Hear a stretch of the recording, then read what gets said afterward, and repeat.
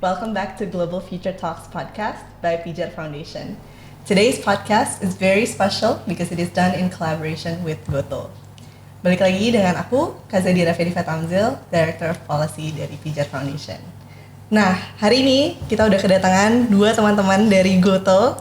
Yang pertama ada Riza Jidin Zakaria, Head of Electric Vehicle Gojek. Halo. Halo Riza. Halo. Nah, next kita kedatangan Astri Arini Waluyo, Public Policy and Government Relations Manager dari Gojek. Halo. Thank you banget nih udah main-main hari ini ke kantor Pijar untuk shoot podcast ini. Makasih juga. Makasih, thank you for having us. And we're very excited karena hari ini temanya juga kayaknya we'll speak to a lot of people. Temanya itu policy, sustainability, diversity, diversifying tech talent for net zero. Siap. Asik. Nah, mungkin awal-awal dulu nih ya teman-teman. Mungkin bisa cerita apa itu Gotoh, what is the core business, and whatever else you wanna share about Gotoh. Siap. Gotoh adalah gabungan dari Gojek Tokopedia, di mana bisnisnya itu macam-macam banget. Jadi mulai dari on demand, e-commerce, marketplace, dan kalau misalnya lebih dalam lagi ride hailing, food delivery. Kita ada marketplace makanan, termasuk juga send and delivery dan juga financial services di bawah GTF gitu. Jadi ini mencakup banyak sekali business lines dan itu tergabung di bawah satu umbrella yaitu Gotoh. We hear Gotoh very often, everywhere, and virtually from the moment you wake up until the moment you sleep, you use a lot of Gotoh products gitu ya. So thank you guys for making our lives a lot Thank you for easier. using us. Okay. Nah, tapi kalau ngomong soal Gotoh juga nih, so Gotoh is really promoting the values of sustainability gitu kan. Nah, mungkin a lot of people wonder kenapa perusahaan teknologi seperti Gotoh tuh peduli tentang sustainability, and what do you actually do to promote atau implement sustainability values di Indonesia? Jadi kalau sebagai suatu perusahaan, kalau dia mau sustainable, kita harus berkembang bersama-sama, bareng sama masyarakat, bareng sama ekosistem, sama-sama ya. Karena itu sustainability itu sangat penting. Jadi majunya bareng-bareng dengan mempertimbangkan dampak lingkungan dan sosial juga. Oke. Nah, memang sustainability itu goes beyond just environment ya, tapi also about the people, the planet, and also business sustainability or economy gitu ya. Jadi that's why virtually every sector in the world needs to care about sustainability gitu. Yep. Nah, mungkin bisa cerita juga tentang report yang udah di-launch sama Gotoh sebelumnya, kayak what are the values that you promote specifically? Alright, jadi Gojek mulai launching sustainability report itu awalnya dari Gojek di tahun 2021. Kita report untuk the previous year 2020. Di situ kita juga sekaligus meluncurkan komitmen sustainability kita, yaitu zero waste, zero emission, and zero barrier. Di zero waste misalnya kita ingin mencapai zero waste, just like kayak kata-katanya ya, the name, zero waste di 2030, zero emission juga gitu, kita ingin mencapai net zero pada 2030. Zero barrier itu adalah bagaimana kita menggunakan teknologi untuk mengurangi barrier supaya kualitas kehidupan kita semua bisa lebih baik gitu. Oke. Nah, tadi menarik juga soal zero barrier ya. Maybe you can expand a little bit, kayak zero barrier itu apa mungkin terkait dengan inklusivitas? Cakupannya cukup luas ya kalau zero barrier. Jadi kita ada beberapa pilar di mana teknologi itu bisa dimanfaatkan oleh mitra-mitra kita. Misalnya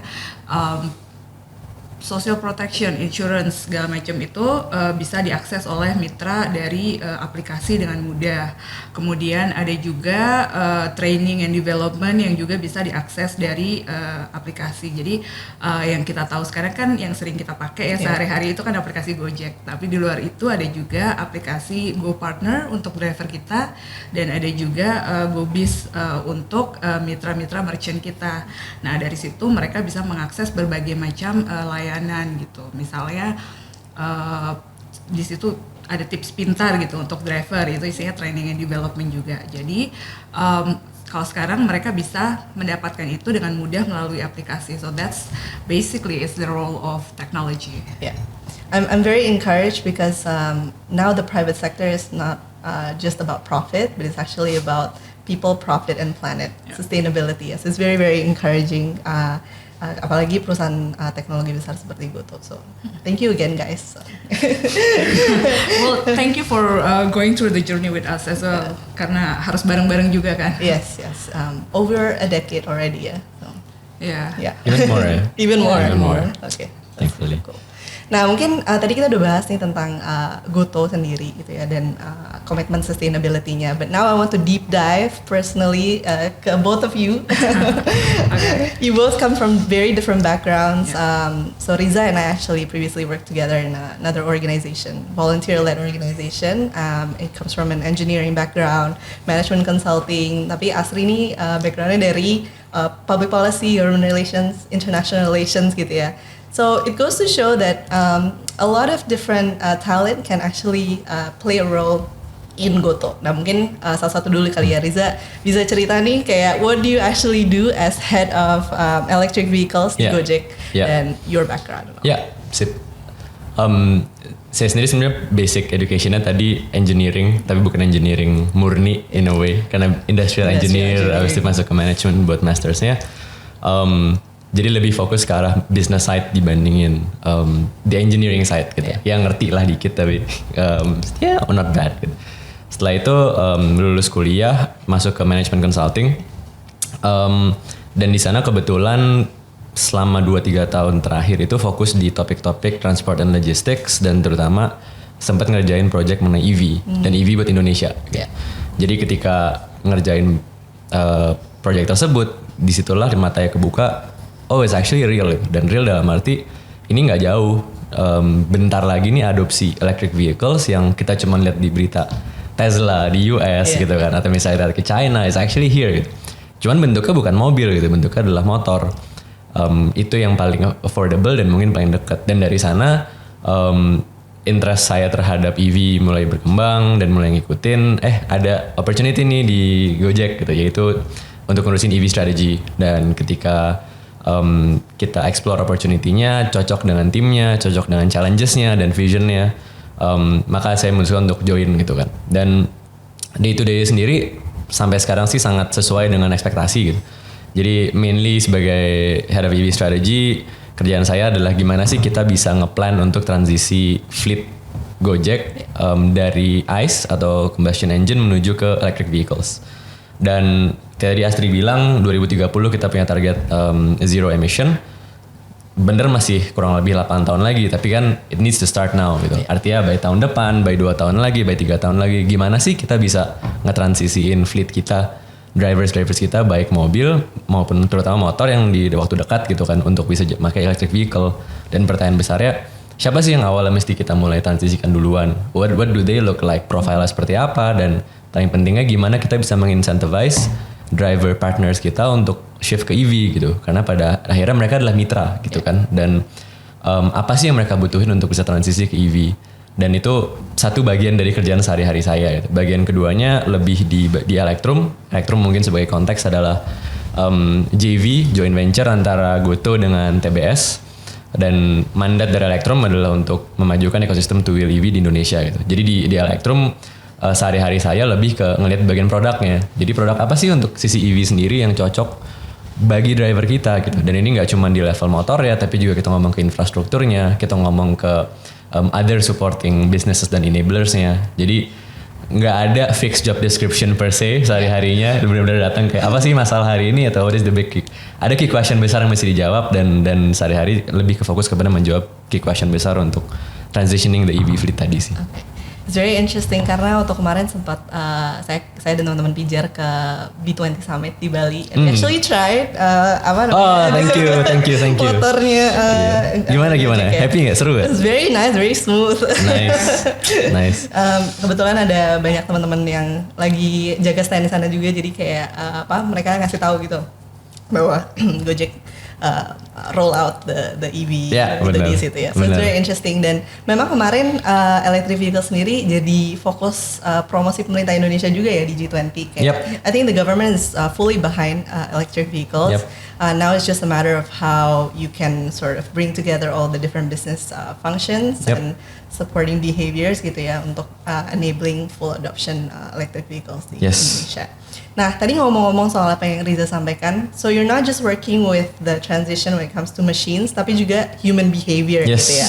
Kayak mungkin bisa cerita nggak nih observasinya Riza, atau mungkin Asri juga bisa cerita how are people responding to EV? Mungkin tadi udah nanya ya, kalau saya sih ngeliatnya kayak very smooth gitu ya, tapi from your experience kayak how is people responding to electric vehicles adoption?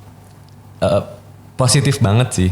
Dan kita mungkin ngebagi jadi user atau passenger dan driversnya kali ya supaya clear gitu. Buat usernya sendiri, kita sebagai Gojek ngeluarin namanya Go Ride Electric. Itu adalah di mana baru di Jakarta Selatan, tapi dengan pakai service tersebut orang pasti akan dapat electric vehicles gitu. Dan sampai sekarang memang jumlah kita masih belum super sebanyak yang motor biasa, tapi sangat positif responnya dan loyal customers mulai muncul tuh. Kita ngeliat orang yang bisa mesen sampai kayak ratusan kali gitu kan. Kayak, wah mantep banget.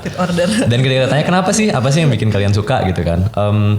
Nyaman pastinya. So, di belakang itu semua ada keinginan saya pengen ngebantu dunia gitu. Sure, tapi di belakang ketika kita masih balik ke lebih primary needs lagi, kenyamanannya pakai EV ini jadi sesuatu yang akhirnya bikin orang nempel gitu kan. Dan kenyamanan ini ketika kita nyampe ke driver itu adalah value lebih besar sekali nih. Jadi ketika kita awal yang bilang EV untuk Gojek, kita mikir untuk driver ini akan ngebantu karena economically it makes sense gitu. Ini kan ngebantu mereka. Tapi setelah kita nyobain pilot kita, jadi mungkin sebagai konteks Gojek sudah ada pilot EV kurang lebih hampir setahun ya, dan udah run 5 juta kilometer dan itu udah puluhan ribu customers dan orders, dan drivernya juga kita nggak pakai yang itu aja tapi kita tukar gitu kan. Pas kita nanya kepada mereka apa sih yang suka gitu kan, oh iya pak saya emang dapat pendapatan lebih, tapi yang paling penting adalah karena ini nggak geter. Saya kerja tuh enak banget gitu kasarannya. Ini yang buat saya itu adalah wow, dimana sesuatu yang sangat simpel buat kita pengguna karena kita cuma naik misalnya 15-20 setengah jam, buat orang yang di motor berjam-jam itu adalah perbedaan yang luar biasa gitu. Dan dimana disitulah buat saya resonate, EV ini bukan cuma soal economic product gitu, I'm actually making people's lives better. Driver kita bisa pulang dan dia bisa merasa nggak secapek itu dan dia bisa beraktivitas lebih banyak gitu kan. Dan ini percaya deh, percaya ini bakal stick gitu kan. Memang masih ada tantangannya dari sisi belum ada produk yang as good value dengan motor bensin gitu. Dari sisi harga dengan quality gitu kan. Dan ini mungkin menjadi tantangan bagi semua pemain EV di Indonesia buat coba menjawab kebutuhan marketnya gitu. Karena bagi yang pernah nyoba mereka suka banget. Sekarang tantangan berikutnya gimana sih biar barangnya ada gitu kan kasarannya. Right, dari segi mungkin productionnya dan kemudian distributionnya juga. Benar. Semua pihak harus terlibat. Nah ini memang menarik yang teman-teman Gotoh lakukan karena you're not just promoting values of sustainability just because you have to do that, but because it makes sense gitu, both economically and then also in your day-to-day life gitu. Jadi memang kayak our bigger purpose in saving the planet can also align with ease and efficiency and all that. So it's cool. Nah, kalau Asri sendiri backgroundnya mirip sama background aku sebenarnya.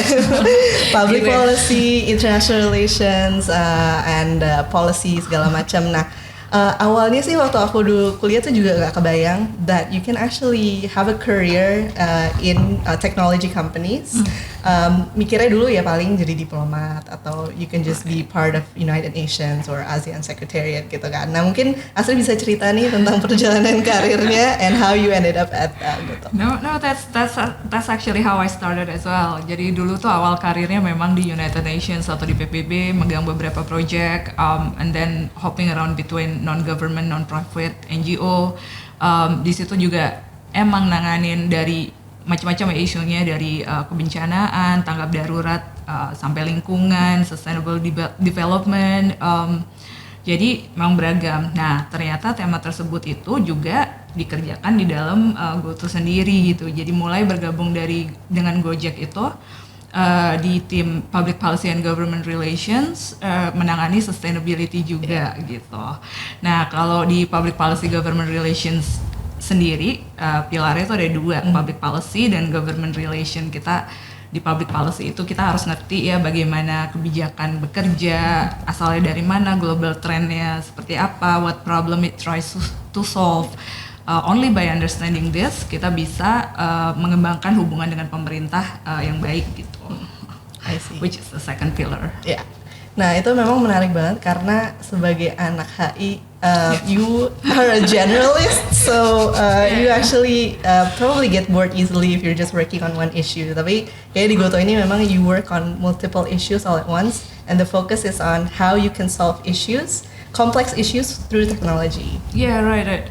Jadi emang itu core-nya yang kita usahakan karena core strength kita memang di teknologi. Jadi gimana caranya supaya teknologi bisa membantu pencapaian 3 target yang tadi saya jelasin, zero emission, zero barrier, dan zero waste gitu. Gimana misalnya kayak di zero emission, kita tuh pengennya pencapaian target-target tersebut integrated into the operation. Makanya saya kerja bareng Riza di sini untuk mengusahakan untuk mengubah semua fleet kita di 2030 jadi kendaraan listrik 100% karena prosesnya jadi kalau kita ngelihat zero emission itu kita hitung dulu emisinya berapa. Setelah kita tahu sumber-sumber emisinya dan tahu lever mana yang kita harus push untuk mengejar target tersebut, baru kita bisa tentukan tuh, oh ternyata paling strategis tuh kalau kita ganti fleet kita semua 100% jadi EV, itu kita bisa menurunkan dengan signifikan tuh gitu. Karena itu lahirlah project EV ini. Iya. Wow. Saya anaknya dia jadi.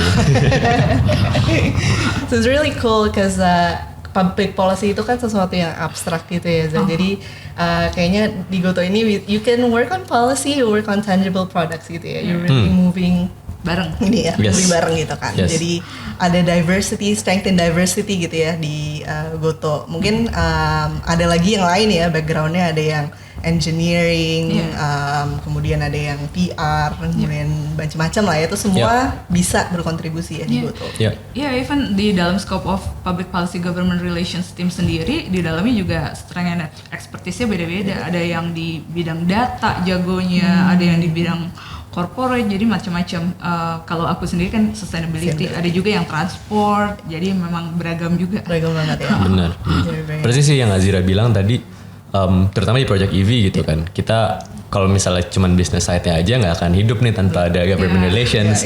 Kalau kita nggak ada tim operations juga nggak akan bisa. Kalau kita nggak ada tim business intelligence, CA dan PR. Jadi terutama buat nascent business kayak EV gitu ya yang lagi baru mau dimulai, diversity dan multi-function dan cross-functional teamsnya itu tuh luar biasa banget untuk ngebantu ngebuka jalan gitu kasarnya. Karena ya ini sesuatu yang baru. Satu pihak aja nggak akan bisa, dan kalau nggak ada semua bagiannya bermain bersama nggak akan jalan lah. Benar. Iya. Nah ini kita dengan teman-teman Gotoh banyak banget similarities in terms of values di Pijar Foundation gitu, because we believe that to embrace the better future kita butuh 3 pilar, jadi talent, innovation, and then also policy gitu. Jadi masing-masing pilar ini nggak bisa kerja sendiri sebenarnya. Innovation has to have an enabling environment yang didukung policy, dan pastinya the humans behind the institution itu juga penting banget. Jadi peran Asri, peran Riza, dan teman-teman lainnya di Gotoh tuh benar-benar making a big difference juga gitu. Nah, another similar value antara Pijar dengan Gotoh tuh collaboration ya. Jadi kita tuh kebetulan punya framework namanya collaborative governance. Jadi we believe in promoting cross-sectoral collaborations between public, private, and community sectors. Nah kebetulan banget salah satu program kita kemarin ada Riza juga nih ya. Programnya ini namanya Global Future Fellows atau GFF, dan ini essentially is a short-term fellowship program buat leaders di government, di private sector, di BUMN, dan juga di media dan community organizations to come together and think about how we can probably have a better policies gitu yang mendukung innovation at scale. Nah mungkin Riza bisa cerita nih kayak awalnya motivasinya apa nih buat join programnya, dan what did you experience gitu when you join the program? Siap. Pada dasarnya awalnya tertarik karena poin kolaborasinya sih. Jadi kayak tadi Azira bilang, ini butuh banyak pihak untuk, and it needs collaboration buat menjalankan sesuatu yang baru gitu kan. Jadi ketika saya ngelihat, oh ini ada program Global Future Fellows, dan di dalamnya specifically bilang, oh we're gonna invite dari semua sektor, nggak cuman private tapi juga SOEs tapi juga policy makers dan juga non-profit. Ini yang pas nih gitu, karena disitulah sebenarnya saya pengen tahu gimana sih point of view orang-orang terhadap energy transition gitu kan, dan gimana sih yang kita sebagai misal private player di sisi saya bisa engage dengan say policy maker untuk mempermudah transisinya gitu. Karena saya yakin kita semua mau hal yang sama. Cuman bahasanya agak beda aja gitu kan. Dan so how do we actually learn within each other? Makanya dari itu saya tertarik. Pas saya join dapat banget sih dari sisi kolaborasinya gitu, dan itu nggak cuma dari pesertanya tapi juga dari pembicaranya. Mungkin pertama dari sisi pesertanya sendiri, karena fellowsnya juga kecil gitu kan, jadi kita dapat banget kesempatan untuk engage orang-orang personally gitu, dan nggak cuman ngobrol halo saya ini terus beres, tapi beneran bisa duduk lama, cerita ngapain sih, minta input gitu. Dan luar biasa banget, dalam arti saya 5 hari di Bali kemarin selama programnya itu bisa ngobrol sama beberapa orang yang ngejawab banget nih kebetulan challenges yang dihadapin sehari-hari gitu.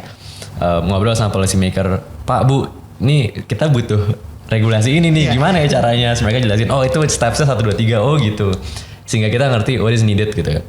Ketemu sama orang yang di bidang supply energinya, sehingga ada nggak sih collaboration yang bisa kita lakuin antara EV dan juga energy producers, sehingga ini jadi make sense buat semua orang gitu kan. Jadi dari sisi pesertanya dapat banget collaborationnya, idea generationnya, termasuk curhat lah kayak apa sih yang dihadapin sama orang-orang di energy transition gitu kan.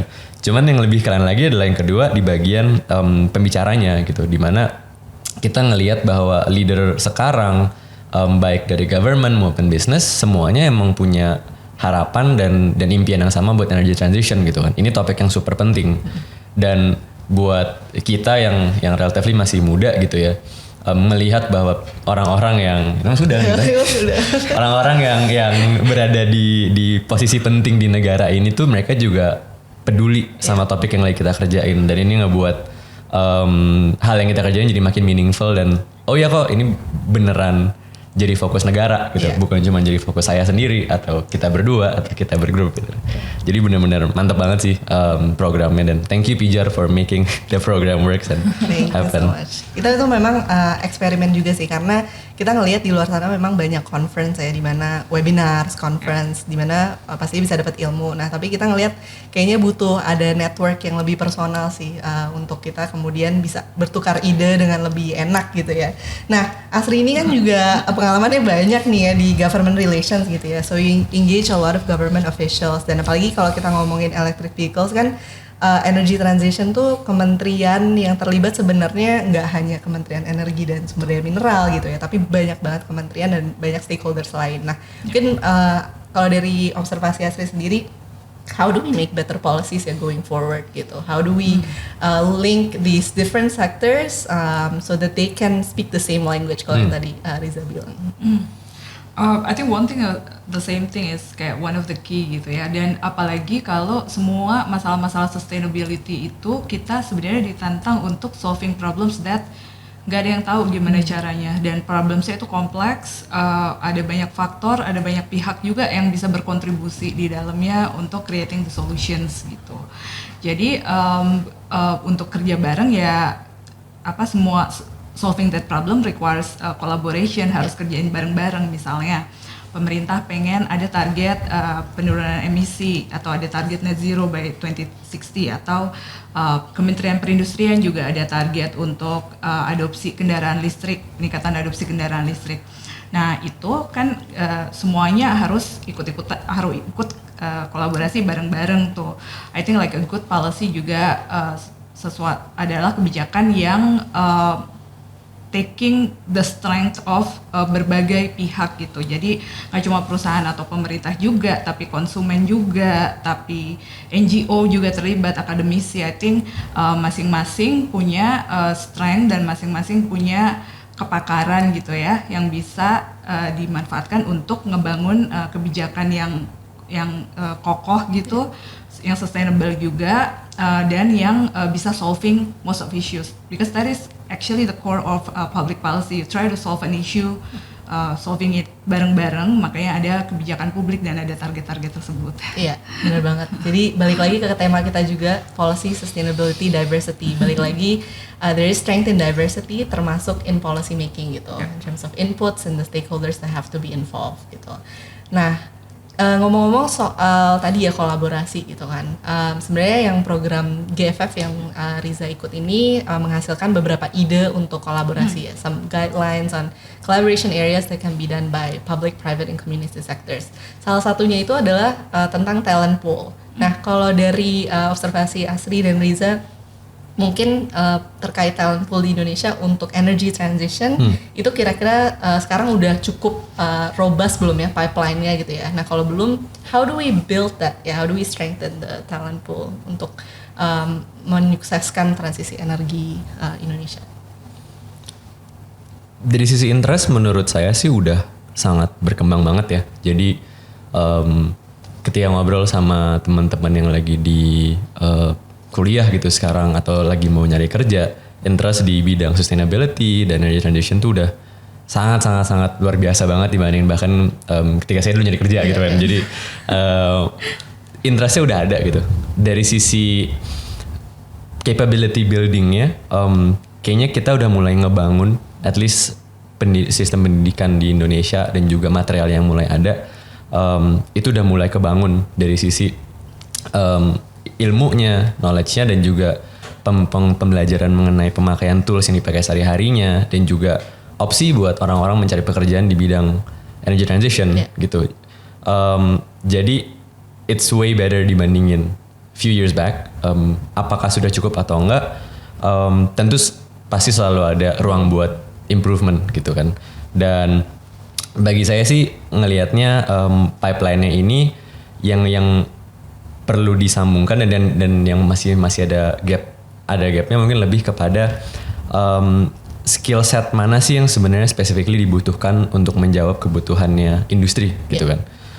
Itu yang mesti menjadi tanda tanya gitu. Karena pada dasarnya saya tertarik mengenai carbon emission, saya tertarik mengenai renewable energy, saya tertarik mengenai EV, but then what gitu. Apa yang specifically yang perlu saya pelajari sehingga saya bisa menjadi talent yang cocok bagi perusahaan yang emang mau gerak di sana gitu kan. Jadi pertanyaan itu menurut saya masih ada.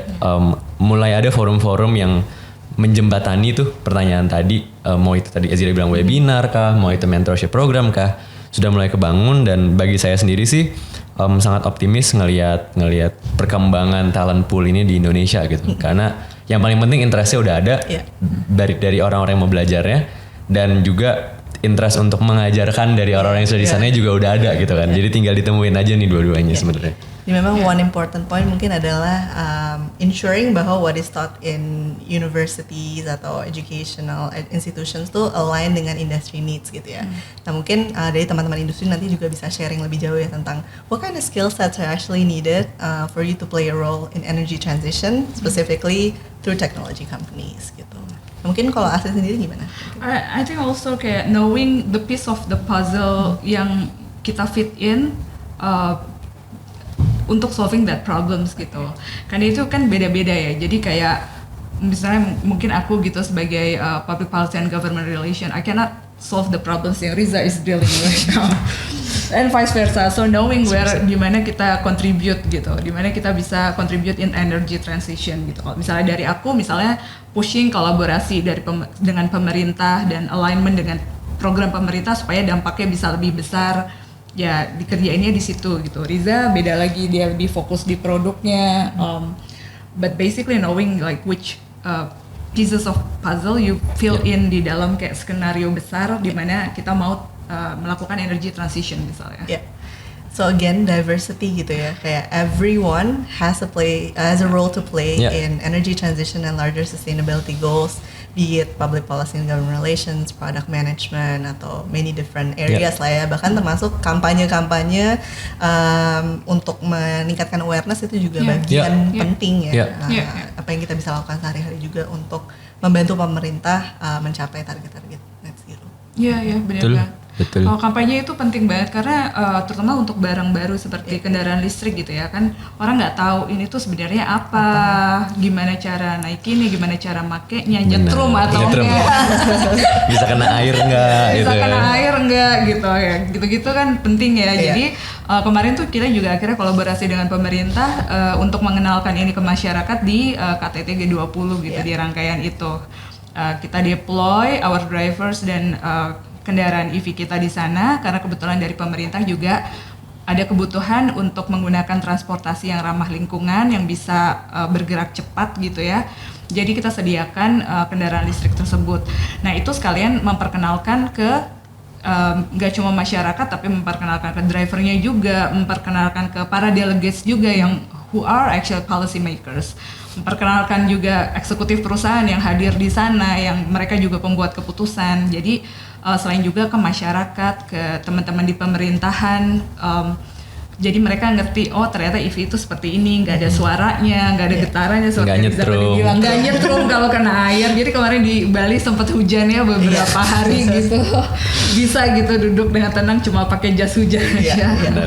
Nah yang hal-hal seperti ini untuk ningkatin adopsi kendaraan listrik kan orang perlu tahu kan, orang perlu the sense of knowing what they're using gitu. Jadi kemarin itu merupakan kolaborasi yang baik sekali, peluang kolaborasi yang baik sekali ya untuk memperkenalkan EV selain memang kendaraannya juga dibutuhkan untuk turut mensukseskan KTT G20 tersebut. Yeah. Dan it was very beneficial karena motor banyak, kemarin kan lumayan padat ya mobilnya gitu ya, jadi dengan motor tuh bisa nyelip-nyelip gitu.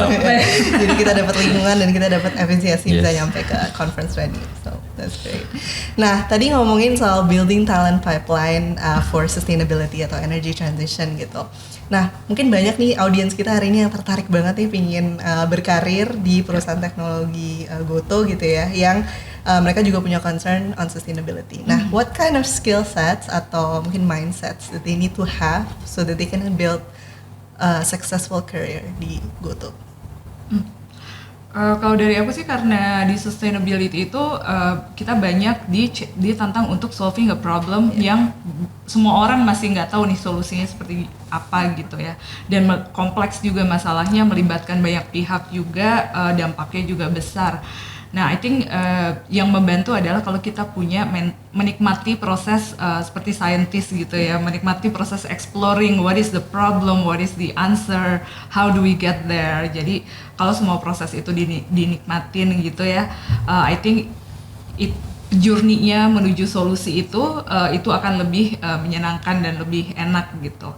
Dan nanti setelah solusinya ketemu akan ada problem lagi. So another journey starts gitu. So kayak kalau misalnya kita punya mindset yang curious gitu seperti scientist, menikmati setiap journey itu juga akan lebih menyenangkan gitu. And you don't have to come from an engineering background to be a scientist. You can actually be a social scientist gitu ya. Kayak orang-orang seperti kita background sosial juga we're also tentu scientist saja. gitu. Oke. Nah kalau dari Riza sendiri gimana nih? Setuju sih, mungkin dari sisi hard skill-nya ya tentu kembali kepada peran apa sih yang mau dimainin, kayak tadi Astri bilang gitu. Itu basicnya pasti perlu ada. Kalau misalnya kita mau jadi data scientist atau misalnya software engineer, then learn to code well gitu. Kalau misalnya mau jadi bagian business, then learn how to analyze business as well. Dan sama untuk semua bidang gitu, mau itu PR, mau itu PPGR, pasti ada hard skill yang dibutuhkan sebagai minimalnya gitu. Cuman buat saya sendiri yang lebih penting adalah di bagian mindsetnya, kayak tadi Azira bilang, terutama di tech company gitu ya. Growth mindset yang dimana kita percaya bahwa kita bisa belajar terus nih dan dapat skill set baru dan dapat capability baru sesuai dengan apa kebutuhannya. Itu menurut saya paling penting sih, karena di perusahaan teknologi terutama dimana yes kita punya core business, tapi secara terus-terusan ada hal baru nih yang dikerjain gitu kan. Kayak misalnya Gotoh kemarin kita ngerjain ride hailing dan e-commerce, kita sekarang ngomongin motor listrik gitu kan. Kayak, kan itu ada hal baru yang tiba-tiba muncul, dan buat orang kita bisa milih, saya cuman tahu A dan saya stay di A, atau kita bisa milih, ini tantangan baru nih, perlu belajar apa ya, perlu skill set apa ya. Dan ketika kita sadar dan kita mindsetnya bilang, oke, saya perlu belajar ABCD dan saya bisa belajar ABCD untuk ngerjain ini, untuk berada di bidang yang saya inginkan, buat saya itu yang paling penting sih, karena nggak ada habisnya gitu. Dan ini nggak usah perusahaan teknologi, ya secara umum kita ngeliat dunia dari 10-20 tahun lalu kan berubahnya secepat apa gitu. Jadi hard skill harus ada, cuman yang lebih penting lagi mindset untuk terus menerus belajar dan mencari apa sih yang dibutuhkan dan percaya bahwa kita bisa belajar apa yang dibutuhkan, itu lebih penting lagi sih. Yeah. Jadi curiosity and growth mindset itu dua hal yang sangat penting ya. Because it's all about solving complex challenges. Betul. So you have to enjoy the process of finding the answers and working together with others to find the answers and solve the problem. So that's really really cool guys. Nah, senang banget nih ngobrol-ngobrol teman-teman, tapi ada keterbatasan waktu gitu ya. Do you want to have any closing statement buat teman-teman yang pingin berkarya di Goto ataupun pingin solving complex challenges like sustainability gitu? Apa ya, kalau closing statement tuh ya itu sih, kalau menurut aku yang paling penting itu collaboration. Because we're solving a complex problem that no one knows how to solve it. So let's go through this together. We'll get there someday. Yeah, like your tagline, go far, go together. Yeah, go far, go together.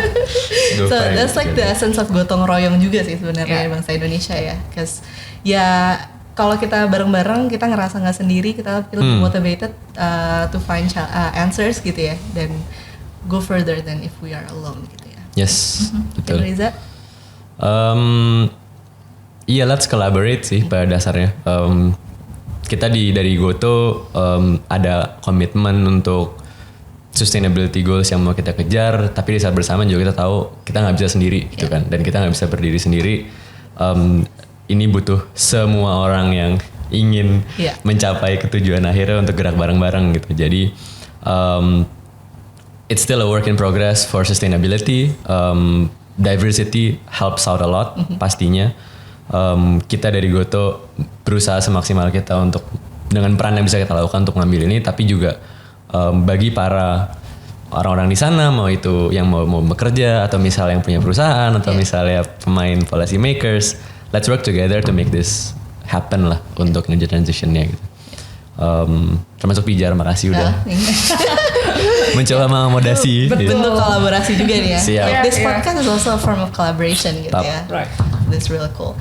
Nah, mungkin bottom line-nya jadi everybody can play a role in energy transition, sustainability goals, atau leveraging technology for inclusivity and sustainable development gitu ya. Yeah. Jadi jangan takut kalau teman-teman nggak punya mungkin environmental engineering background atau business background gitu ya. You can have a successful career di Goto gitu ya. Dan because at the end of the day it's all about diversity to create better policies and then also to solve complex challenges together. Yes. So thank you Astri, thank you Riza, thank you Azira, thank you Goto for a wonderful Pijar. collaboration. Thank you, Pijar. Thanks everyone. Bye everyone. Bye bye.